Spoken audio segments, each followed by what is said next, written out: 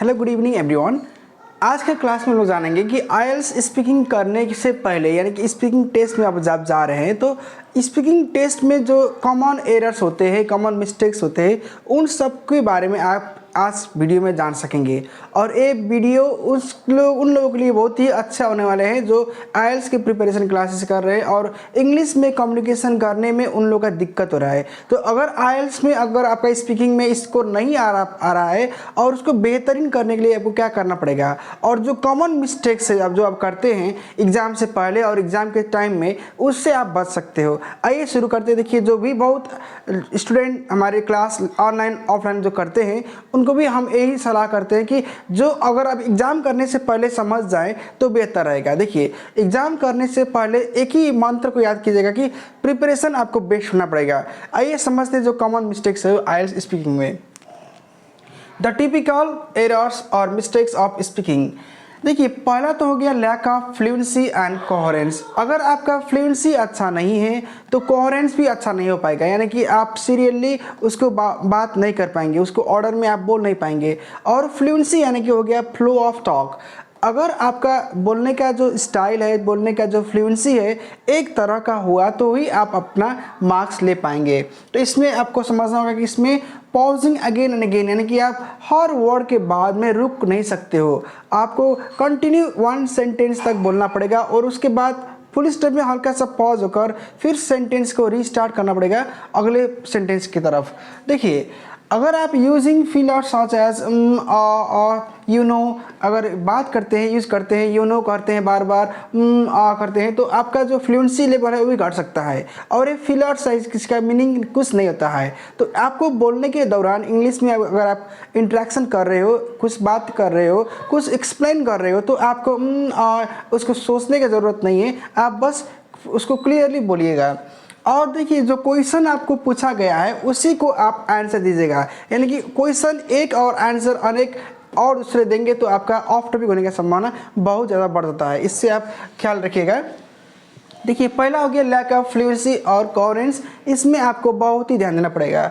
दूसरा हो गया नंबर में आपका ग्रामेटिकल इश्यूज। अगर आपका ग्रामर अच्छा नहीं हो तो आपका सेंटेंस प्रॉपर नहीं हो पाएगा। अगर आप पास्ट के बारे में कुछ बात कर रहे हो, प्रेजेंट के बारे में कुछ एक्सप्लेन कर रहे हो और फ्यूचर के बारे में कुछ बता रहे हो तो आपको समझना पड़ेगा कि प्रेजेंट पास्ट फ्यूचर यानी कि आपको टेंस का स्ट्रक्चर याद होना पड़ता है और बहुत ज़रूरी होता है। देखिए, आगे समझेंगे। देखिए, lack of knowledge in tense, mistakes in subject verb agreement, यानी कि देखिए, अगर सिंगुलर सब्जेक्ट आएगा तो सिंगुलर वर्ब लेगा और प्लूरल सब्जेक्ट आएगा तो प्लूरल वर्ब, यानी कि दे वी यू आया है तो ए लेगा V1 आर हैव, इस तरह आपको याद रखना पड़ेगा। अगर सिंगुलर वर्ब और सिंगुलर नाउन आया है यानी कि सिंगुलर सब्जेक्ट आया है जिसमें ही सी इट आया है तो ए V5 लेगा, इज लेगा और इस तरह हैज़ वाज भी लेगा।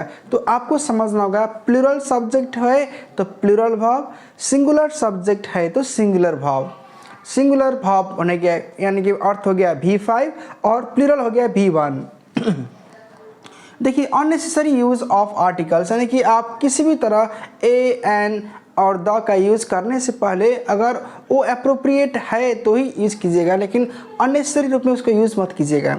आगे समझेंगे। देखिए, लैक ऑफ लेक्सिकल रिसोर्सेज, यानी कि अगर आप आइडिया जनरेट नहीं कर पा रहे हो, अगर आपका आंसर सही नहीं आ रहा है तो आपका क्या होगा कि एक ही बार वही वोकैबुलरी वही वर्ड रिपीट होगा। तो आईएलटीएस का जो नियम है कि इसमें आप कोई भी वर्ड मोर देन 2 और 3 टाइम्स उसके ज़्यादा आप यूज़ नहीं कर पाते हो। तो इस्तेमाल करने के लिए आपको डिक्शनरी का कंसल्ट होना ज़रूरी होता है। आप मोबाइल में रख के अपना डिक्शनरी डाउनलोड कर सकते हैं ऑफलाइन या ऑनलाइन, या आप और किताबें पढ़ सकते हैं जो इंग्लिश मैगजीन, न्यूज़पेपर्स, बुक्स होते हैं। तो देखिए, आपको पढ़ने का स्किल बढ़ाना पड़ेगा ताकि आपको वोकैब्स याद रहे।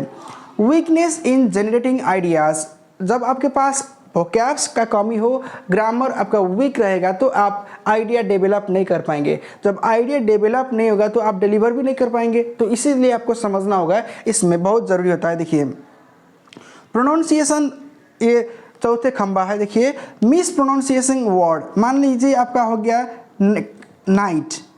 देखिए, AKNIT को अगर आपका नाइट कहेंगे तो अच्छा नहीं रहेगा, ये नाइट है, नाइट का मतलब है कि योद्धा।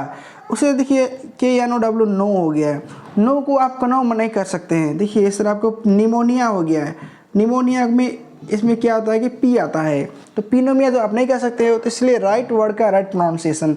देखिए स्पीकिंग करने से पहले आपको इसका जो 4 पिलर्स होता है, 4 स्तंभ, उसको आप याद रखिएगा। Lack of fluency and coherence, ये पहला हो गया। ग्रामेटिकल इश्यूज, और देखिए lack of lexical resources, pronunciation. अगर ये आपका चारों अच्छा रह जाएगा तो आपका स्पीकिंग बहुत हद तक अच्छा रहने वाला है। आगे बात करेंगे, देखिए 5 नंबर पर इनकम्प्लीट आंसर्स एंड आइडियाज़। अगर आपका आंसर्स देख रहे हैं तो अगर आप यस और नो कहकर रुक जा रहे हो तो आपका मार्क्स नहीं आएगा। अगर आप यस कर रहे हो तो उसको रीज़न दीजिए, नो कर रहे हैं तो आप उसको भी रीज़न दीजिए। अगर आपका सेंटेंस कंप्लीट है, पार्ट 1, पार्ट 2 और पार्ट 3, हालांकि पार्ट 1 में आपका शॉर्ट क्वेश्चन आंसर आता है, इसमें आपको 4 to 5 मिनट टाइम रहता है। इसमें एग्जामिनर आपको किसी टॉपिक के बारे में पूछ सकते हैं तो आपको उसी तरह का आंसर देना पड़ता है।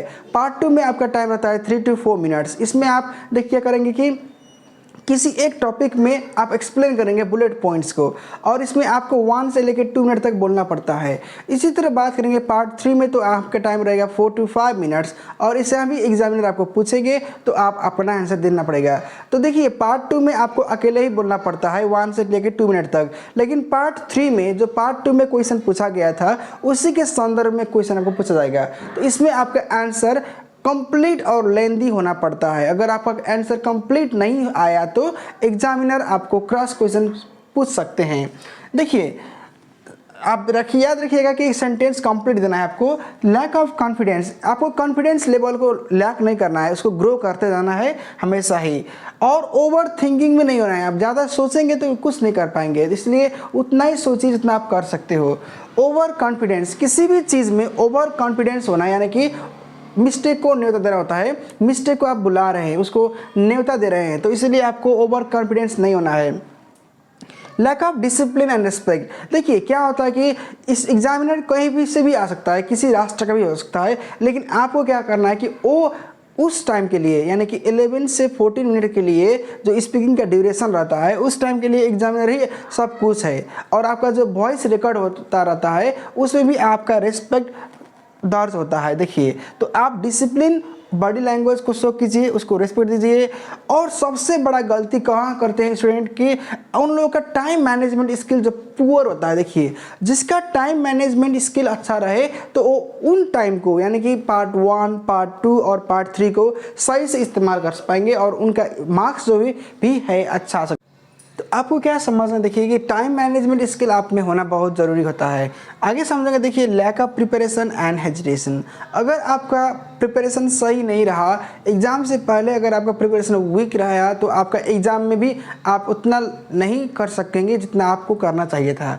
इसी तरह आपका हेजिटेशन, जब प्रिपरेशन गलत हो या ना हो तो आपका हेजिटेशन होना लाजमी है, और इस ईजी भी होता है कि आप हेजिटेट कर पाएंगे, नर्वस हो पाएंगे।